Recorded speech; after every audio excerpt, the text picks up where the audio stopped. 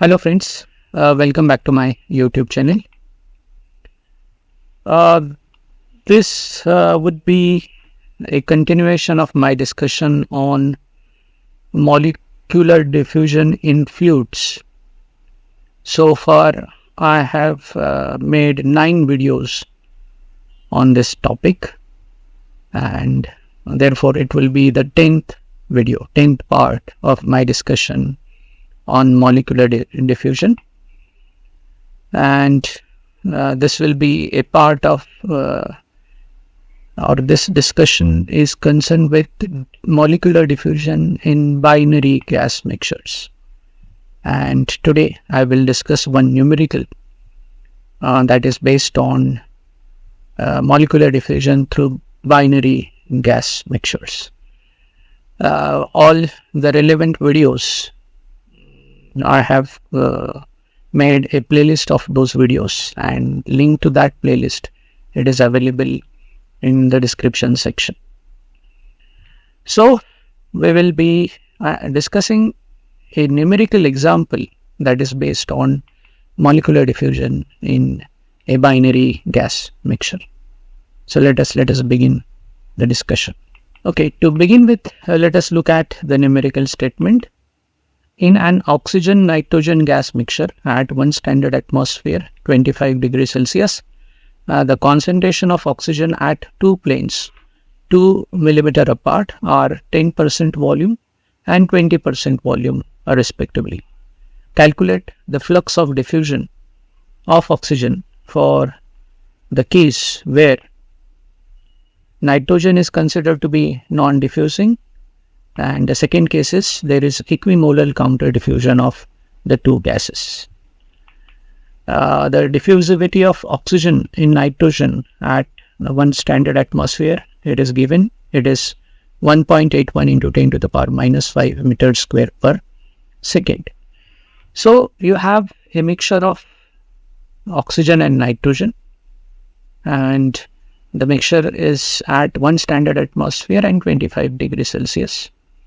Then within the mixture at two planes which are separated by a distance of 2 millimeter, the concentration of oxygen is concentrations of oxygen are given at two planes that are separated by a distance of 2 mm apart.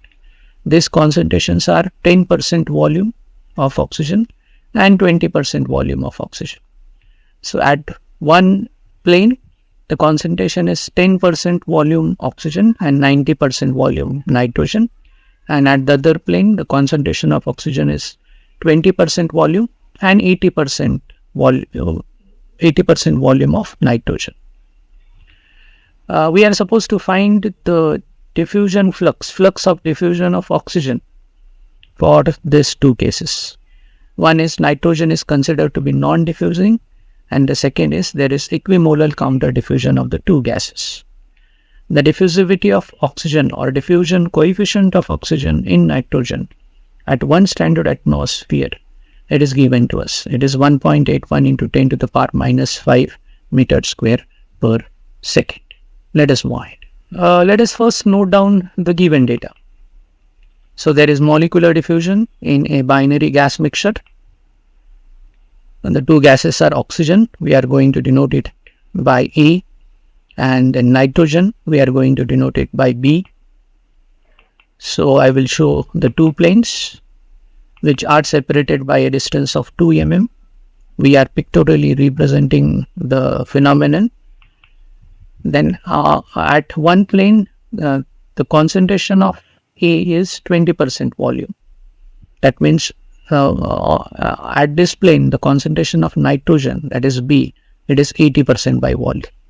Whereas at the other plane, the concentration of oxygen is 10% by volume, and that of nitrogen is 90% by volume. Because 20% is oxygen at this plane, rest 80% will be nitrogen. 10% is oxygen at this plane, the rest 90% will be nitrogen. And then diffusion, as you know, it occurs from a place of high concentration to a place of low concentration. That is, oxygen is diffusing from the plane where its concentration is higher to a plane where its concentration is lower. Then let us call this plane, this end, let us represent it by 1, and let this plane be represented by 2. So diffusion is taking place from plane 1 to plane 2. Pressure is given to us. Pressure is 1 standard atmosphere, that is 1.013 into 10 to the power 5 Newton per meter square. Temperature is given. Temperature is 25 degrees Celsius, which is 25 plus 273.15, that is 298.15 Kelvin. Then diffusivity of oxygen in nitrogen, it is given. It will be DAB, diffusivity of A in B. So DAB is 1.81 into 10 to the power minus 5 meter square per second. Then the length of the diffusion path, which is the distance between the two planes. So we denote that by Z. So Z is 2 mm. And if I convert it to meter, it will be 2 into 10 to the power minus 3 meters. Then what is the objective? The objective is to find the molar flux of diffusion of oxygen. It is to be calculated for the following two cases. Which cases? First is when nitrogen is non-diffusing or nitrogen is stagnant. And the second is when there is equimolar counter diffusion of the two gases. Equimolar counter diffusion of A and B. Let us move ahead. Now let us solve the numerical. So we have to get the flux for both the cases. For first case, that is A is diffusing in non-diffusing B, or B is stagnant. So we have the pictorial representation of the process. Diffusion is taking place from plane 1 to plane 2. That is from a plane where concentration of A is 20% by volume to a plane where its concentration is 10% by volume. The applicable equation for this case is Na is equal to DABP upon RTZ PBM into PA1 minus PA2. I have derived this equation. You please watch the video. I have given link to the entire playlist on molecular diffusion in fluids. So for the case where gas A diffuses in non-diffusing gas B, the molar flux of the diffusing component, it is given by this equation. Na is equal to DABP upon RTZ PBM into PA1 minus PA2. In this case, PA1 is the partial pressure at plane 1, partial pressure of A at plane 1, and therefore PB1 will be partial pressure of B at plane 1. PA2 is partial pressure of A at plane 2, and PB2 is partial pressure of B at plane 2. In this equation, DAB is the diffusion coefficient, P is the pressure, R is the gas constant, T is temperature, Z is length of the diffusion path, and PBM, it has to be calculated by using this equation. PBM is equal to PB2 minus PB1 divided by ln of PB2 by P1. So in order to use this equation, there are many things that we have to do first. We have to get PA1 and PA2, and then for getting PPM, we have to get PB2 and PB1. So we will be doing that first. So the equation applicable in this case is Na is equal to DAB into P upon RTZ into PBM into PA1 minus PA2. So first we will find PA1 and PA2. For finding PA1 and PA2, what we will do, we will consider the gas mixture to be ideal. The gas mixture is assumed to be ideal. So why? What is the significance of this assumption? For ideal gas mixtures, percentage volume is equal to percentage mole. So the concentration which is given in percentage volume, it can be considered percentage mole. And when can you do that? When the gas mixture is considered to be ideal. So for ideal gas mixture, percentage volume is equal to percentage mole. And from percentage mole, you can get mole fraction. So mole fraction will be percentage mole by 100. So that means percentage volume is percentage mole, And from percentage mole, you can get mole fraction by dividing percentage mole with 100. So in that way, a mole fraction of A at plane 1, I will be denoting it as YA1, mole fraction of A in the gas mixture at plane 1. So YA1 will be the mole percent, 20 divided by 100. So YA1 comes out to be 0.2. Similarly, YA2, it will be 10 upon 100. 10 volume percent is equal to 10 mole percent. And if you divide that with 100, you are going to get mole fraction. So YA2, that is mole fraction of A at plane 2, it will be 0.1. So at this particular point, we have got mole fractions of A at those two planes. YA1 is 0.2 and YA2 is 0.1. Let us move ahead. So we got YA1 as 0.2 and YA2 as 0.1. Now with Dalton's law of partial pressures, you can get partial pressure by using this equation. PA1, that is partial pressure of A at plane 1, is equal to YA1, that is mole fraction of A at plane 1 into total pressure. So all the quantities on the right hand side, they are known to us. So therefore PA1 will be equal to 0.2 into P is 1.013 into 10 to the power 5 Newton per meter square. That gives us PA1 as 2.026 into 10 to the power 4 Newton per meter square. So in this way, we get PA1. Now let us go for PA2.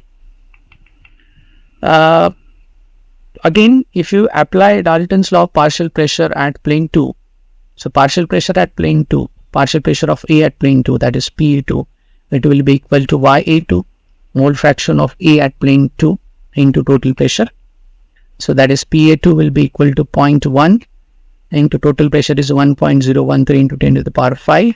So that gives us PA2 as 1.013 into 10 to the power 4 Newton per meter square. So in this way, we have got PA2. Now we know what is PA1. We also know what is PA2. Let us move. Okay, next step is we will be finding PBM. So for finding PBM, we are going to use this equation. So we need to know the values for PB2 and PB1. So first of all, we will be getting those values. PB1 is, you can obtain PB1 by using this equation, P minus PA1. What is, how do you get this equation?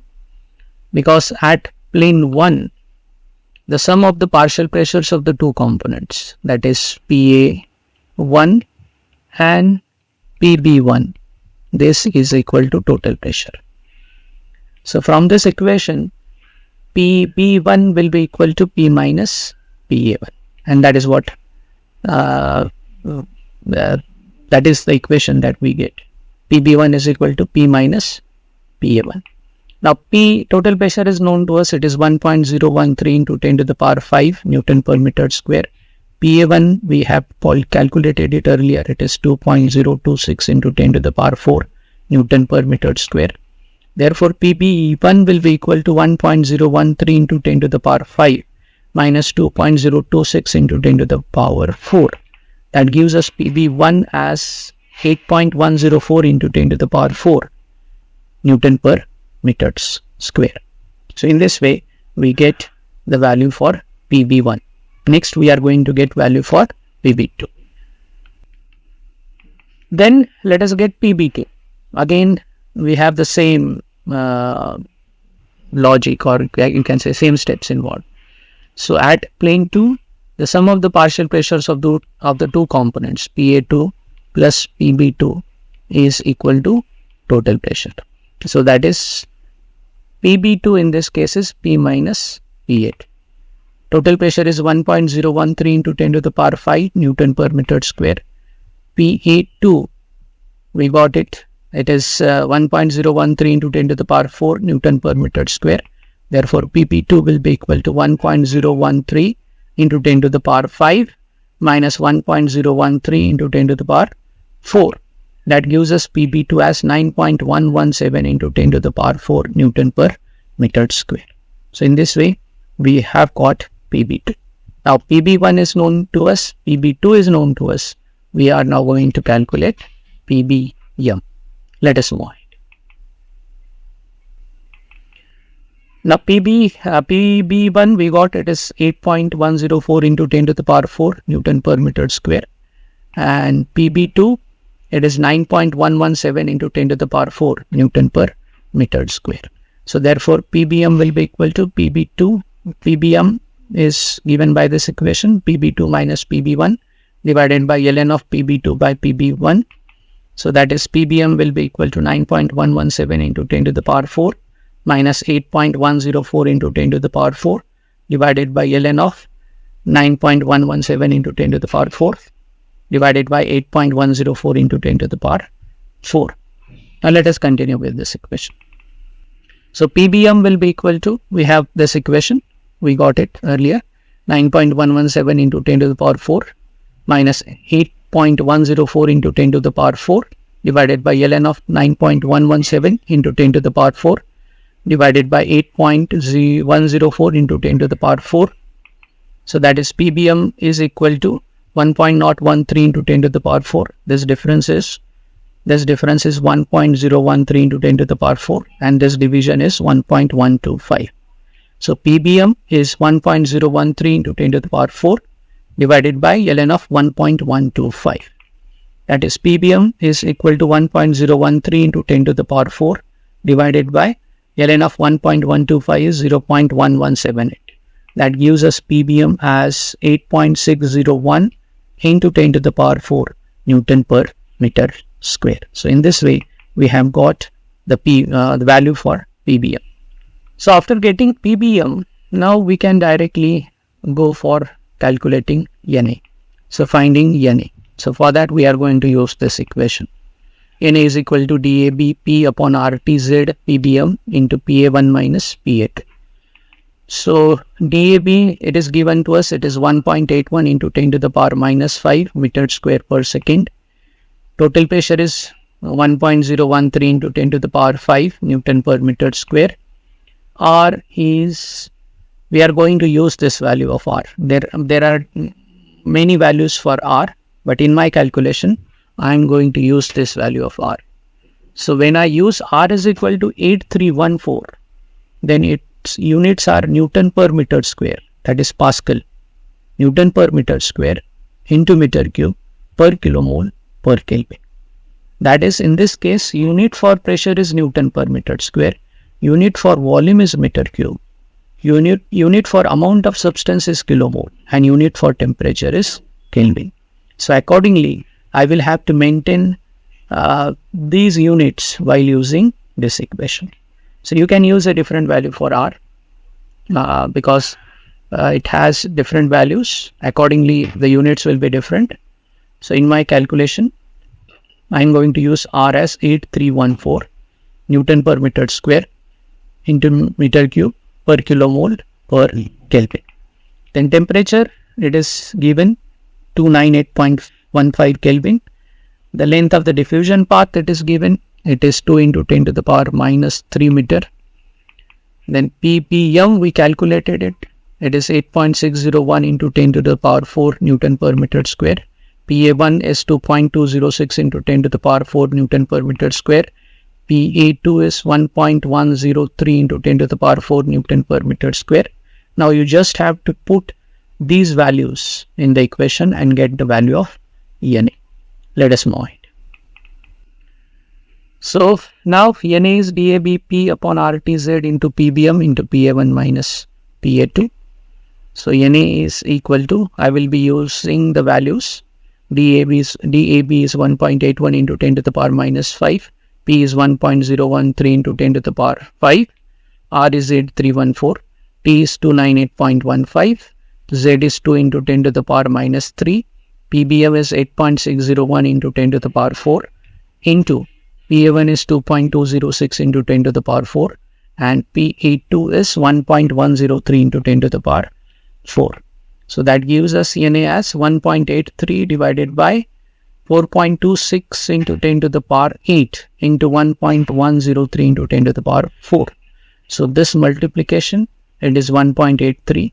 The multiplication in the denominator, it is 4.26 into 10 to the power 8, and this difference is 1.103 into 10 to the power 4. That gives us Na as 4.36 into 10 to the power 5, and the unit will be kilomole per meter square per second. So this is the flux of diffusion of oxygen for the case where oxygen is diffusing in non-diffusing nitrogen. So Na for this case is 4.36 into 10 to the power minus 5 kilomole per meter square per second. Let us move ahead. So first task is completed. Now let us go for the second task. That is equimolar counter diffusion of A and B. So again, you have the two planes separated by a distance of 2 mm. At plane 1, you have the concentration of A, 20% volume. At plane 2, it is 10% volume. We have converted it to PA, that is partial pressures of A. And now there is equimolar counter diffusion. So A will be diffusing in this way. The applicable equation is Na is equal to dAB upon RTZ into PA1 minus PA2. I have derived it in my discussion. Link to the entire playlist, it is available in the description section. So we are going to use this equation. Very simple equation. So PA1 is partial pressure at this end, that is at plane 1. Accordingly, you will be having PB1, but we don't require partial pressures of B in this equation. And then at the other plane, you have the partial pressure of A, PA2, and partial pressure of B as PB2. So DAB is given to us, it is 1.81 into 10 to the power minus 5 meters square per second. R is 8314. I am using this value. I have discussed it. Then T is 298.15 Kelvin. Z, the length of the diffusion path is 2 into 10 to the power minus 3 meter. PA1 is 2.206 into 10 to the power 4 Newton per meter square. PE2 is 1.103 into 10 to the power 4 Newton per meter square. Now we just have to use these values in this equation and get the value for Na. Let us move ahead. So for equimolar counter diffusion of A and B, we are going to use this equation. Na is equal to dAB upon RTZ into PA1 minus PA2, because this equation is applicable for equimolar counter diffusion. So let us use the known values.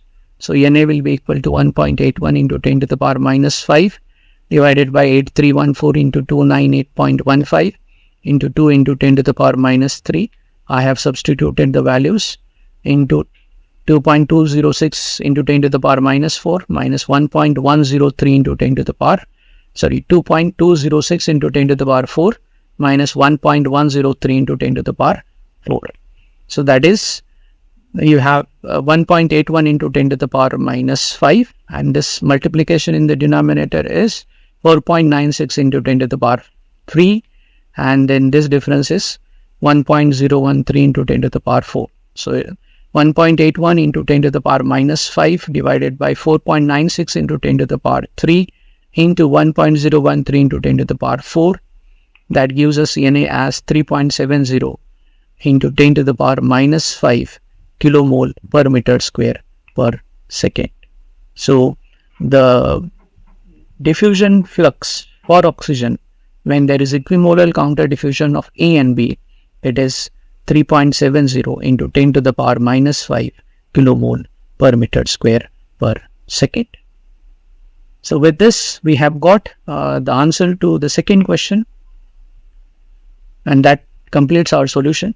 We have got the flux of oxygen in both the cases when nitrogen was considered to be non-diffusing and when there was equimolar counter diffusion of A and B. So with this, I will end my discussion for this particular numerical. I hope you must have understood the steps that I have used in solving this numerical. For the theoretical aspects, for the derivation of the equations that I have used in this discussion, you please refer my videos on the topic.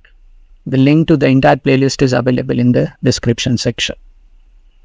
So I will stop for this video. So thanks for watching this video lecture. Do subscribe to my channel. Tell your friends to subscribe to it. Hit the bell icon so that you will be notified as soon as I upload any new video on my YouTube channel. In my next video lecture, I will be discussing one more numerical that is based on molecular diffusion through binary gas mixtures. For now, thank you, have a nice day, and hope to see you soon in my next video lecture.